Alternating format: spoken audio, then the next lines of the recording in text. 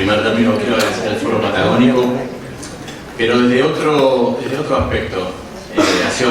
Han sido objeto de agradecimiento por la organización de las jornadas, en este caso, y representando a muchos juezas y juezas, funcionarios, integrantes de la oficina judicial y de los ministerios públicos, fiscal y la defensa del sur de la provincia de Neuquén. Queremos agradecer nuevamente que para este tópico se haya elegido la ciudad de Villa Langostura.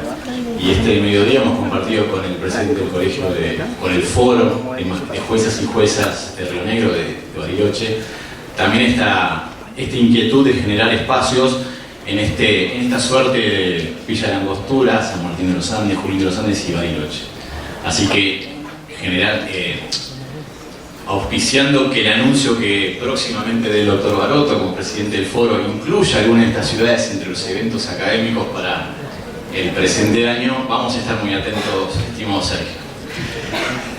También dando cuenta me parecía relevante contarles a muchos que los jueces de esta cuarta circunscripción judicial y los de Bariloche estamos desde hace mucho tiempo trabajando, compartiendo eventos. Es más, mi estimado amigo Héctor Elizabeth Pondal ha sido invitado el año pasado, cuando todos los jueces de Neuquén, de todas las estructuras, incluso relatores de la Sala Penal del Tribunal Superior de Justicia, nos encontramos en San Martín de los Andes en un encuentro que durante 2 días de a puertas cerradas debatimos, charlamos, compartimos experiencias.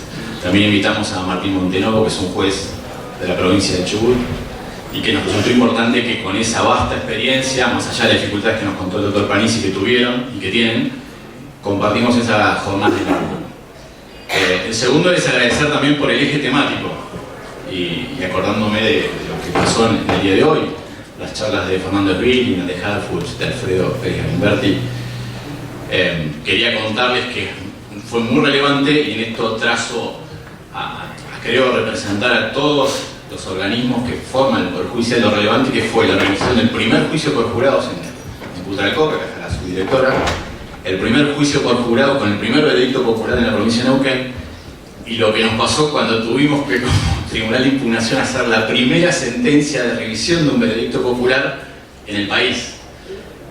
Cuando te escuchaba Andrés que contaba los libros, en el 2014 ese no estaba, estábamos bastante solos, y eso es lo que nos da la pauta de lo relevante del tema, que estamos mucho mejor que, como dijiste vos Andrés, que aquellos 2014 y 2015 cuando se hizo el tercer encuentro, y eso me da el puntapié para presentar entonces, luego de esta pequeña introducción, el trabajo que ha hecho casi una neuquina como es Shari Diamond, que ya la venimos viendo desde el año 2015 en la provincia de Neuquén, y también destacar el trabajo de ellas.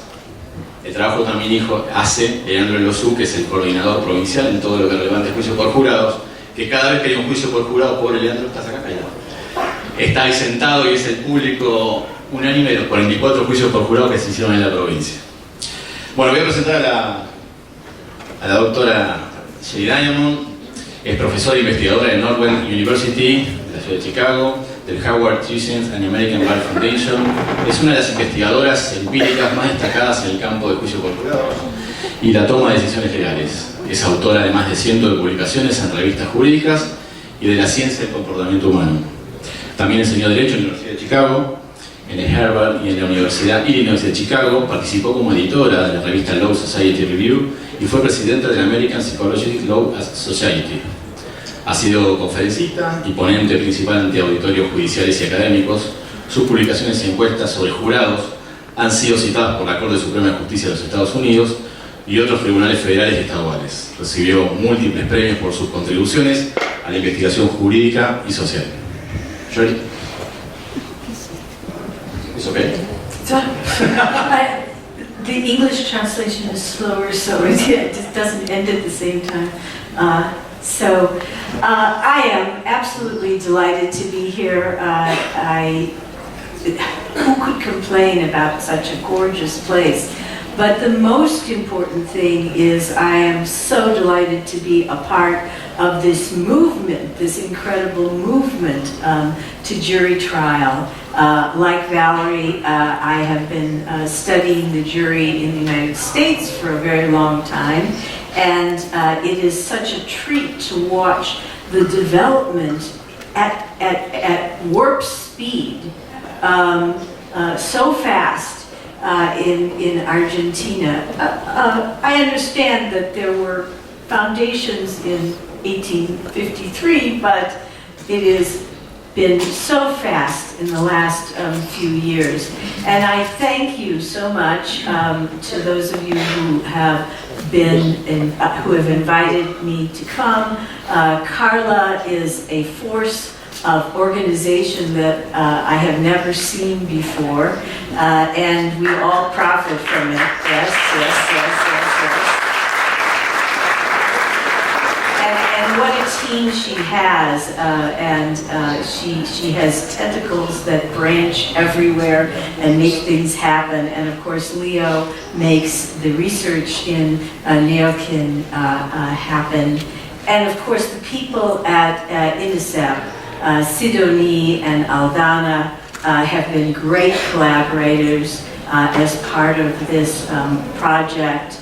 And so it's been a treat to work with everybody, but of course, Hector, and I could not stop without saying something about Andres, who is truly a force of nature. I call him the guru because everything happens around him. He makes everything happen. So it is a pleasure to be part of that team. And I hope that I can contribute to this a little bit. At the beginning of yesterday, Valerie talked about some research from INICIP that we've been working on in Neoken.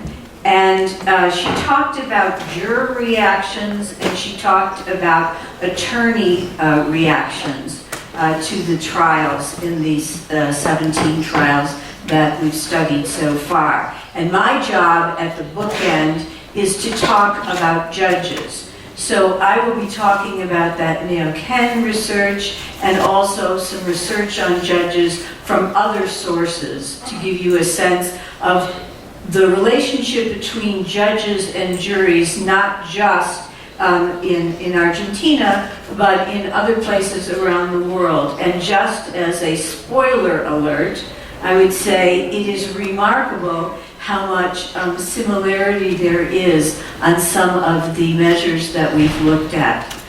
So we will be looking at how competent are jurors in the eyes of the judges? Do jurors reach appropriate verdicts? And what do jurors add to the justice system? So those are the three main topics. But in light of yesterday, I wanted to start with a picture of what juries actually do and their relationship with the judge. Because there was a talk yesterday in which there was a discussion about them being problem solver. And you may recognize this picture because that was the last picture on the slide. We ran out of time, so I said I would start there today.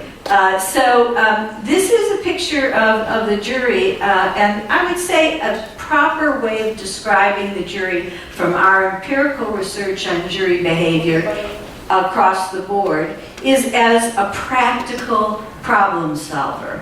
And actually the last session we just had on procedure, it made it clear that the other practical problem solver are the people who are introducing jury trials and setting up systems to make that happen. So the jury works within certain limits, but there's a special feature of the jury that's sometimes missed, and that is that the jury is working in an adversary or accusatory system. And that's a very special environment for problem solving.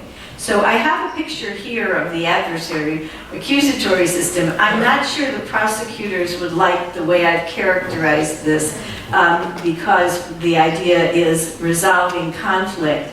But they do resolve conflict by trying out the best case for both sides. Now, what's significant about this is that jurors recognize very quickly that this is an adversary context. So what does that mean? What that means is they are aware that the parties, the witnesses, the attorneys are aligned with one side or the other. And maybe they shouldn't completely trust what they are saying. Okay? So they're alert to that. So who can they trust? The judge. So the judge becomes an extremely important person to them in the course of the trial and preparing for their deliberations. Now, what does that mean? It means that the judge has a very special role, both because of the judge's role in affecting how the jurors are going to feel about the trial experience, but also in terms of maintaining objectivity and showing that the judge is not taking one side or the other. Now, do jurors pay attention to any of that? Well, we did, we were fortunate to be able to do a study of juries in Arizona in the United States, and they gave us permission to videotape the jury deliberations, actually videotape the jury deliberations. That's a study that was once in a lifetime kind of opportunity. I can't show you videos from that because our agreement with the court is that only we would get to see, as researchers would get to see those. But I can give you an example of the kind of thing that the jurors said about the judge. So here we have an interaction between the jurors and the judge. And I've got to say, the judge is really good at keeping a poker face. Several jurors say, yeah. Because, I mean, although through all that testimony, through the little heated debates that would go on, the attorneys sure seemed to get upset a couple of times, or they acted as if they did.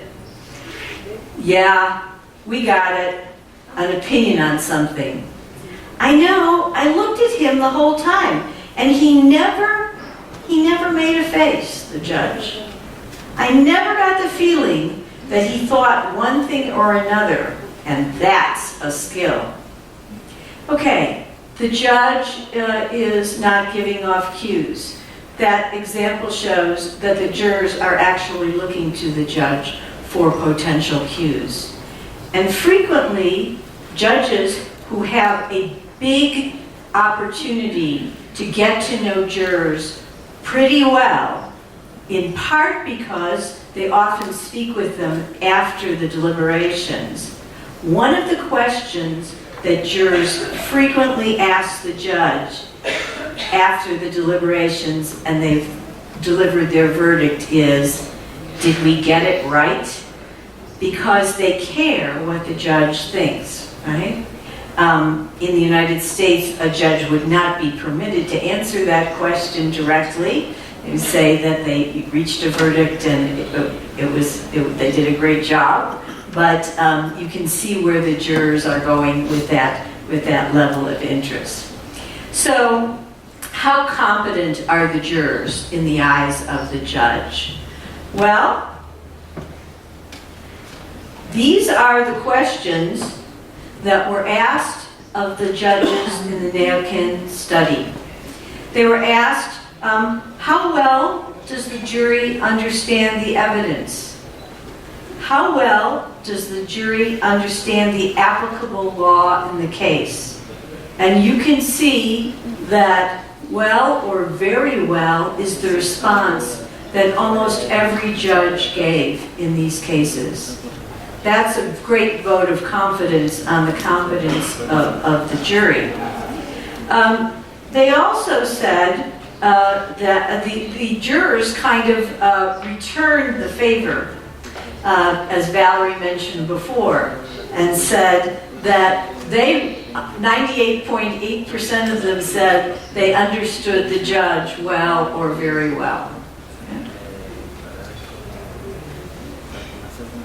Well, is that unusual? This is some data from Texas. This was a study that was done in 2001 in Texas of 1,000 state and federal, 1,000 state and federal judges.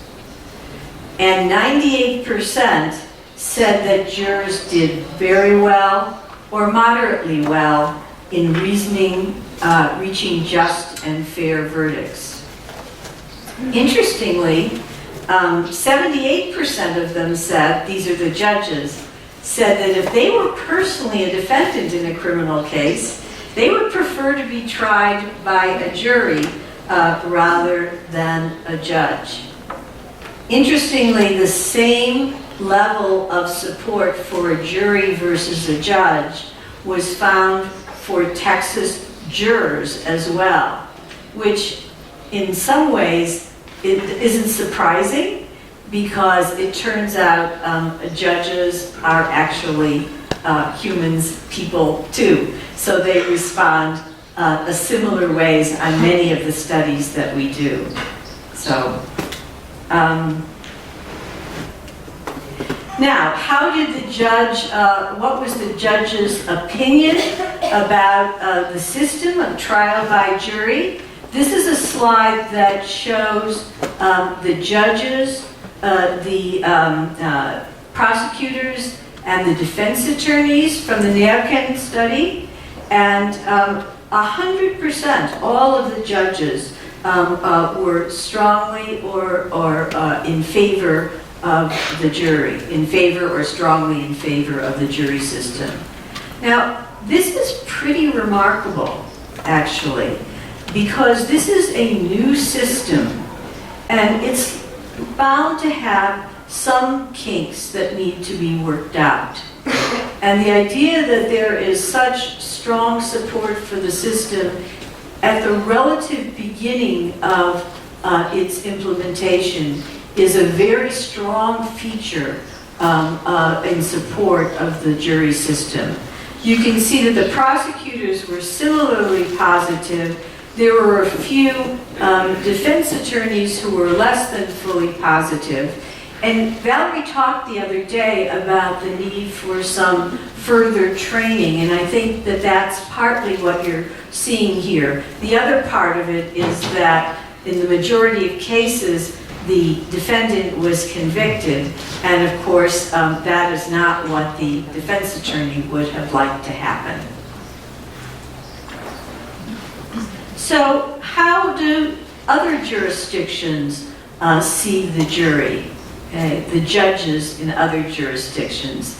This graph comes from data collected by Sidonie Portri and Aldana Romano of INICIP.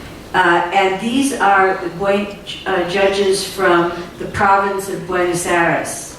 And you can see that 75% of them were positive or very positive, a substantial majority. The middle is more or less neutral, and very few were negative on the jury system. Again, early on in the system, but the province of Buenos Aires doesn't have the infrastructure that we see in Neukölln, still quite positive about the jury system. And now, for some modern data from the US, this is what it looks like in the US. That is, the question is slightly different. These are judges responding to the question, jury trials are worth the costs associated with them, which seems perfectly appropriate as a good question given last session about costs of implementing trials. And these judges are quite enthusiastic about the jury system, even doing a cost-benefit analysis in analyzing it. So this parallel kind of enthusiasm from the judges is a kind of heartening response, because we certainly care about how the community, how the jurors are reacting to the new system, but the judge can act as a kind of observer of how the system is operating and a reporter of, from a neutral standpoint, how they are doing. And this is a very, and let's be clear, the jury trial demands more of judges, so that the judges have to develop some jury instructions, they have to preside over the case. So the positive feelings about that new role are a very important indicator of how well the system is doing from the vantage point of the judge. So, how do jurors reach appropriate verdicts? This is so far just an appreciation in general. But from the judge's point of view, do jurors reach appropriate verdicts? Well, let's take a look. These are the data from Nielsen, and you can see that roughly 70% of the jurors thought that the defendant should be convicted, and a similar proportion of judges thought that the proof showed a conviction was warranted. Not surprisingly, the prosecutors thought the proof was more likely to warrant conviction, and the defense attorneys left, which you would be surprised. You would worry about the data if it didn't come out in that direction, right? So that is, but that from the judge's point of view, that is the perspective. So what happened in terms of the judge's level of surprise with the outcome in the case, the jury's verdict? And you can see here that they were little or not at all surprised in the majority of the cases, the vast majority of cases. In only 2 of the cases, let's see if I can do this. In only 2 of the cases were they surprised or very surprised. So a very sensible sense of outcomes from the perspective of the judges. But we asked a different question that's more directly on point, and that is, did the judge agree with the jury's verdict? So surprise is one thing, agreement is another. And as you can see, it's pretty much the same pattern. That is, in 14 of the cases, the judge agreed with the verdict. In 1 case, more or less agreed, and in 2 cases, little agreement or no agreement. What is important, I think, here on the follow-up is that the judge's perspective was that even if they disagreed, that the jury reached a reasonable verdict. So there are differences of reasons for agreement, and I'll say more about that as we go on.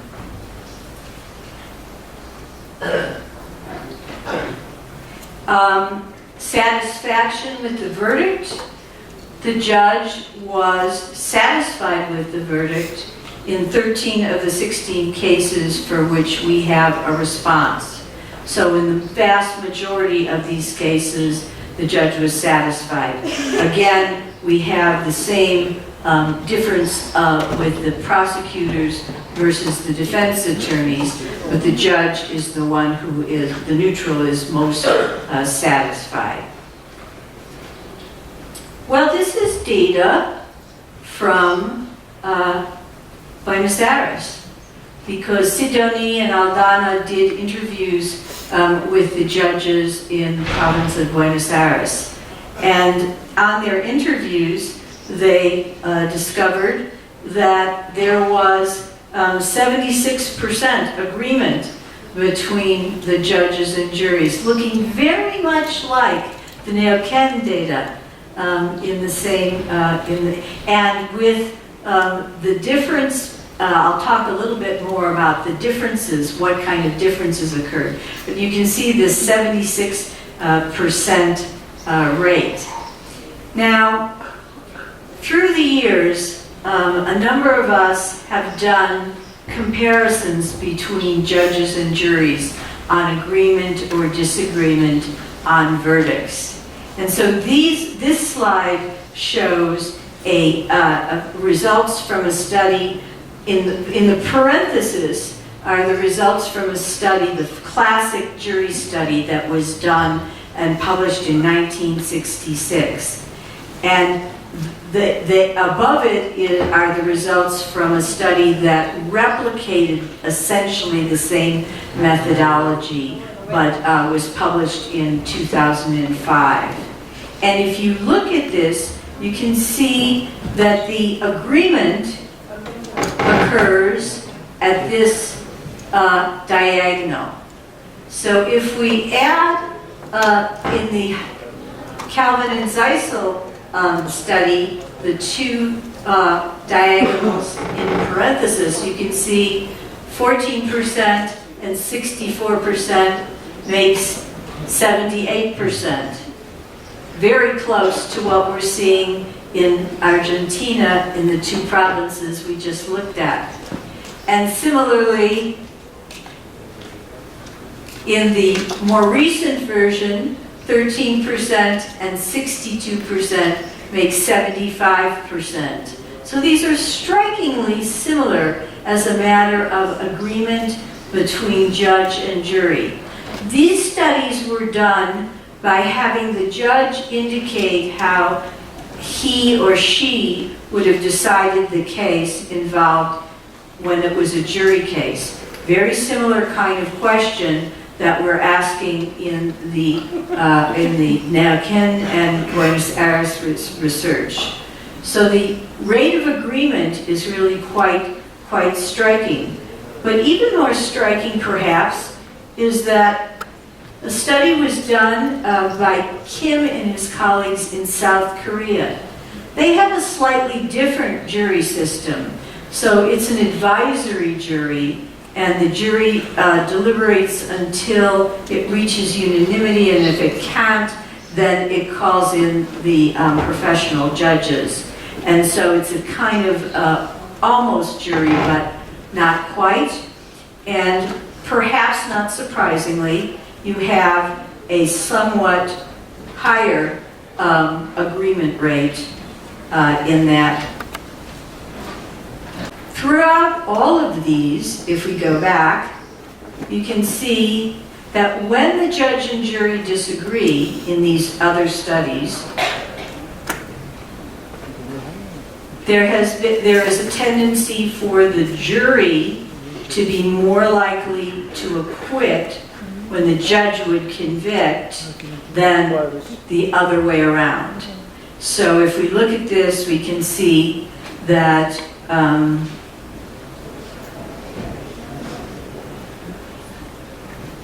that where there's disagreement, the jury acquitting and the judge convicting is greater than the other way around.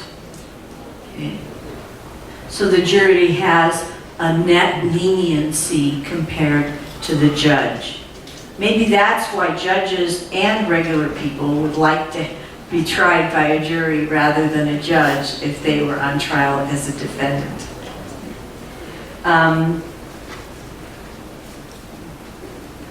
Okay, so this shows the agreement rates across a bunch of studies, including one that was done in England. And it's striking that there is a high rate of agreement, not perfect agreement. When Hiroshi talked about the Japanese example of the mixed tribunal, we saw quite high agreement, right? That was where the professional judges were sitting with and able to influence the lay people. And so we have a high rate of agreement that's pretty consistent across these. If you look at what we call net leniency, we can see that they vary somewhat. And it's interesting, it's a small sample so far in Neuquén, but there is a zero leniency index, so that there is no higher rate of disagreement in the direction of the defense than in the direction of the prosecution. It will be interesting to see how that plays out in the future.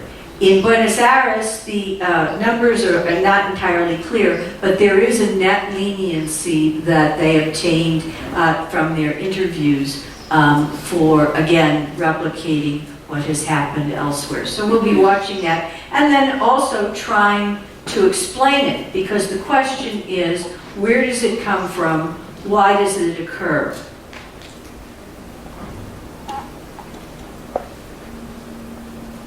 This is a very important result from the Calvin and Zeisel study, because one of the questions that was raised was, are the judge and jury disagreeing because the jury just doesn't understand the evidence?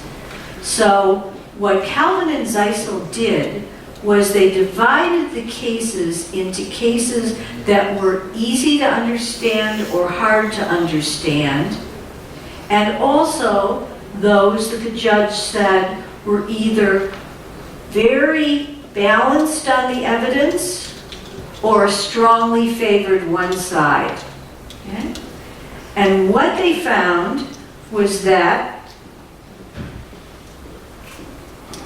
if it was clear for one side, the disagreement rate was quite low, and it didn't differ whether the case was hard facts or easy facts, complex or simple. And when the case was close to even, there was a higher rate, but again, whether it was a simple case or a complex case didn't affect the disagreement rate. This was a much smaller group of cases than this one. Okay? So that was support for the finding that jurors actually are understanding the evidence, an important finding.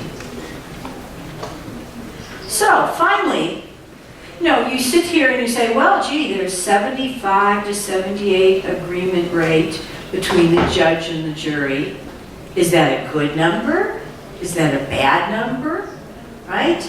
Would we like 100%? Well, if it was 100%, then maybe the jury would just be window dressing, right? If it was 50%, we'd probably worry, because we would be worried that somebody was flipping a coin, right? So it's very interesting that it falls in this range of agreement on average, but some disagreement. So now the question is, why do the judge and jury disagree? And we can look at some data on that.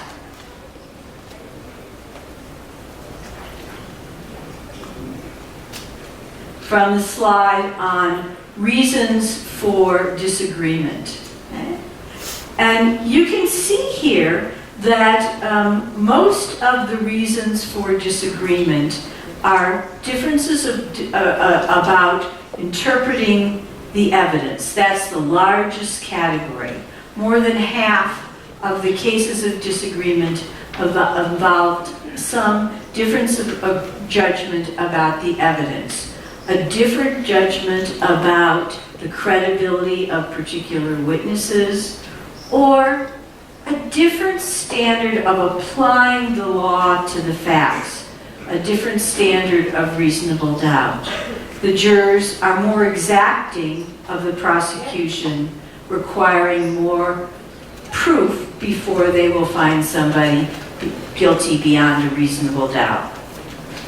11% of the cases involve sentiment about the defendant. old age or youngster, ill health, showed great repentance. Those are things that you may or may not consider appropriate, but the jury does, and they will give some benefit to that. And sentiment about the law. Sidonie and Aldana will be presenting a paper at the Law and Society meetings that I think Andres referred to earlier. We've had 4 different sessions for the last 4 years on research from Argentina at that annual meeting. And their presentation is going to be about the boundaries of self-defense. And the jurors tend to be a little bit more generous with respect to the boundaries of self-defense than the formal law is. So that if the victim and the defendant were involved in a barroom fight, they may hold the victim a little more responsible and give a wider latitude to self-defense. Similarly, a criminal, a contributory fault of the victim, so a long period of sexual abuse resulting in the death of the person who has perpetrated that, is more likely to result in an acquittal by the jury rather than the judge. Those are the 2 largest categories under sentiment about the law. Now, I want to tell you a couple of, give you an overview and then give you some examples so you get some meat on this kind of analysis. And it's worth stepping back and looking at the differences between what the jury does and can do versus what the judge does and can do.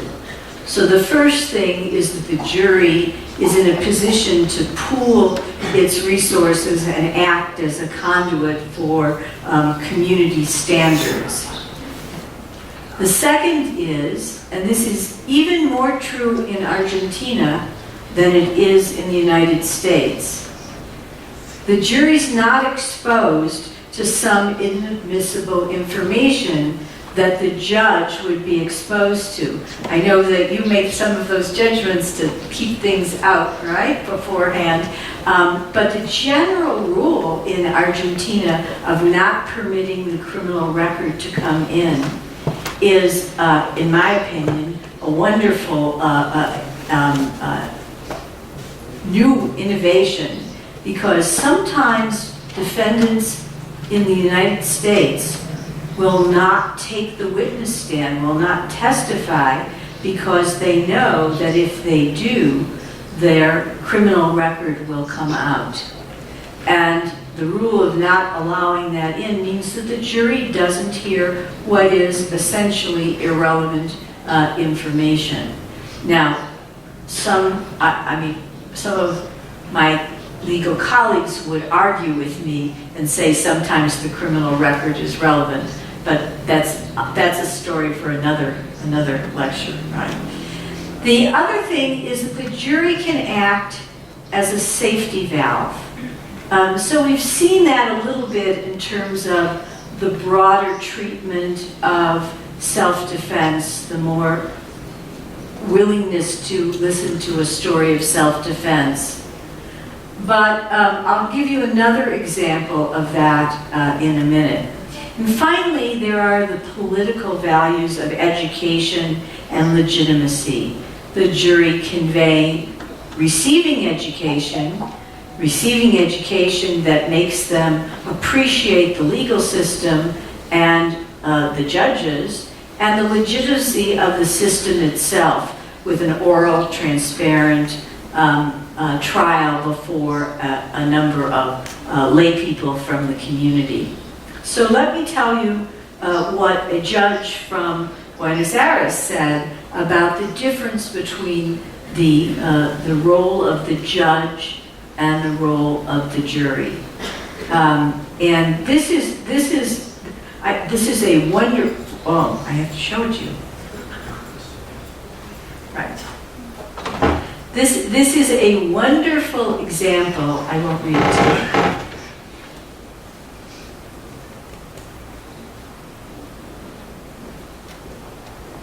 Okay. And there is an old English detective story writer, G.K. Chesterton, who said, there's nothing really wrong with a judge. Many of them are very fine people. They've just been at it too long. They've heard too many stories of the same story. Like those of us who've been teaching for a long time and have seen too many grandmothers die just before the exam, right? So, okay. So the value of and the legitimacy of the jury system, well,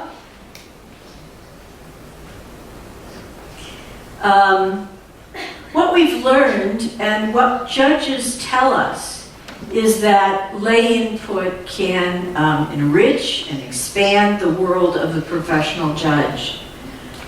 We know that deliberations add to the jury's competence through knowledge, pooling, and error correction.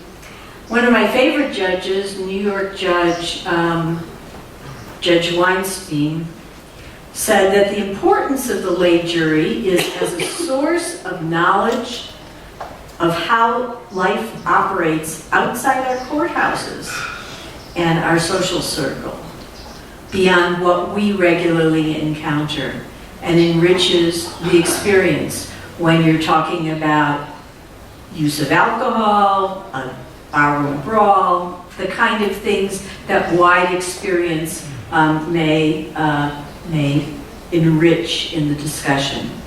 Thus, the deliberating jury adds more than just the promise of legitimacy. So it's important that it is a good decision maker, not just a legitimate decision maker. So, two more stories, and then I will be glad to take questions. The jury is a safety valve. This, in one of my early studies of the jury, there was a young man who was a bartender, and he was enticed to buy a TV set, back in the day when there were TV sets, from a large cargo truck that was parked in the parking lot next to the bar, and he bought it for a very small amount of money. And what happened was the prosecutor wanted to get the guy who was parking the truck, and so he indicted, brought the young man to trial, and put him on trial for theft from interstate shipment, which is a federal crime. So it went to federal court in Chicago. The only question really, there was no question he bought the TV, paid for it, small amount of money, but did he know it was stolen? Well, we don't know for sure, but this is likely what we call a nullification case. That is, the evidence was strong enough for him to be convicted, but the jury chose to acquit. The judge's reaction? He was relieved, because he said he would have had to convict him, and he was pleased that the jury had acquitted. So the jury acted as a safety valve. These are rare events, they don't happen very often, but it does give the jury a special role in the legal system. The jury doesn't have the right, but it has the power, and occasionally will use it. And finally, one story. This is about trusting the jury. There is a very wonderful book that I recommend to all judges. It came out last year. It's called Tough Cases. And each judge took his or her own toughest case that they ever had and wrote about it very, very powerfully and personally. And the judge, there are two cases you may recognize. One was the case involving Elian Gonzalez, who was a little boy from Cuba, and there was a question of whether he would be returned to his father in Cuba. The judge from that case wrote about that. And then another case involving a woman called Terry Schiavo, who was in a coma after, and the question was, her husband was ready to pull the plug, and her parents were objecting to it. There were political ramifications to it, and the judge had to deal with this case. But the case I want to tell you about, is a case that the judge was having some difficulty with. This was a jury case, and it was a case involving a young man who had been at a party and had been the DJ. He was spinning records, and his daughter had come to the party. She was 15 years old, and he was looking out for her. And some older guy started flirting with her, and he was a little upset about it. Then the older guy took over as DJ for a few minutes, and he told him, be careful with the system. And the guy turned up the volume really high and blew out the equipment. So then he left that area, and apparently this fellow's friend followed him. And then it's not clear exactly what happened. The friend says that this father shot him in the leg as he was running away. The defendant says that this guy had a gun, they struggled, and in fact it turned out that the bullet wound, there was a bullet wound, was in the front of his thigh, not consistent with running away. Right? Unclear. The judge was very concerned. The judge was concerned because it seemed like a weak case in the evidence after having heard all of the evidence. While the jury was deliberating, the jury sent out a question, as jurors sometimes do, about the law.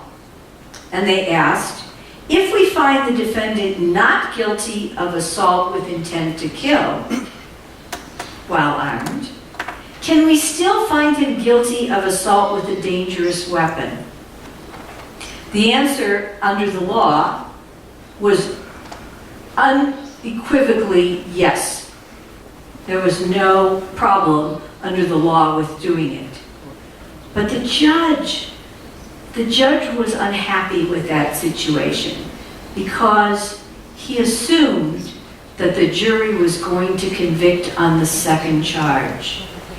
And in addition, that charge carried a 5-year mandatory minimum. He would have to send him to prison for at least 5 years if the jury convicted on that charge. And this man was a single parent with 3 daughters, working, no record. He was really not happy with that situation. There's another talk to be given about mandatory minimums, I could say, in the United States. But so the judge in that court was not really supposed to participate in any kind of plea discussions. We talked a lot yesterday about plea agreements. When the ambassador was here, there seemed to be quite an interest in plea bargaining. In this court, the judge was really not supposed to enter into it, but the judge was worried enough so that he encouraged the parties to settle. He encouraged them to negotiate and to reach a plea agreement on a lesser charge, and they did. The problem was that this defendant really thought he was innocent, and he really didn't want to tell his family that he was pleading guilty to something that he didn't do, but he was facing the prospect of a serious prison sentence if he was convicted. It was a real dilemma of what to do. And he ultimately, after a while, decided to plead guilty. And as the prosecutor was telling you yesterday, that does take a bit of I confess to this, I did this, I understand no deal is being offered me, I understand that I've given up my right to a jury trial, to a jury verdict. And while all of this was going on, the plea agreement the jury came out with a piece of paper. And the bailiff had the piece of paper. And the plea agreement was finalized and accepted, and the judge opened up the paper, and the jury acquitted on all charges. This created another problem for the judge, because the plea agreement had ended the case. That was the end of the case. The jury's verdict was essentially a nullity at that point. So what the defense attorney did at that point is she made a motion to withdraw the plea, and they ultimately got to an agreement where they withdrew the plea and accepted the jury's verdict.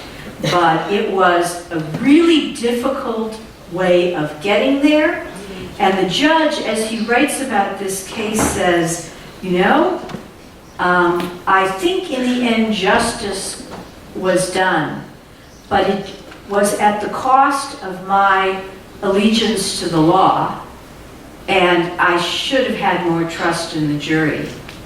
I don't think I would do that again. So this story is a story about trust in the jury.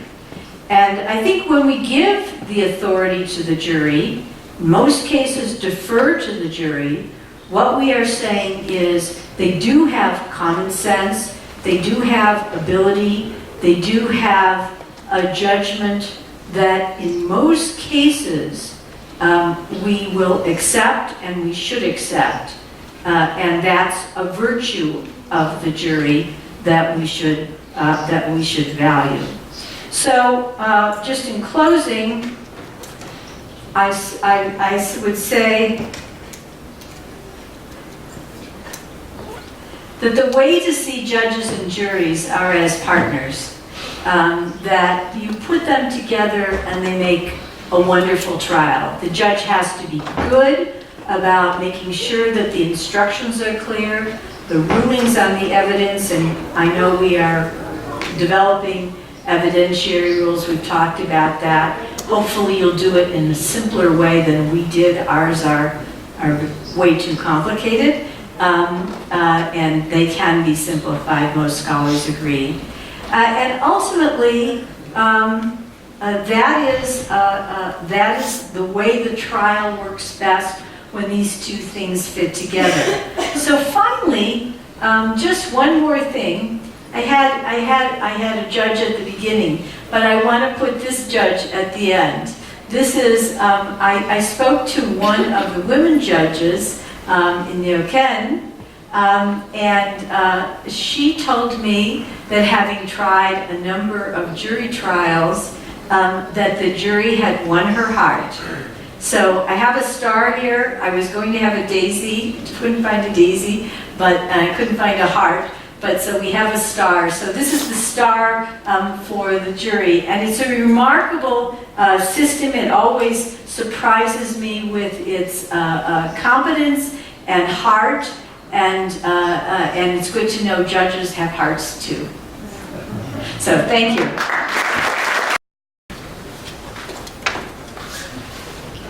En tu estudio, en tu relevamiento, nos has dicho que algunos jueces minoritarios, o sea, pocos jueces, no están de acuerdo con el sistema de juzgamiento por juicio por jurados. Como somos muchos jueces, me gustaría saber con qué sistema están en contra del juicio por jurado.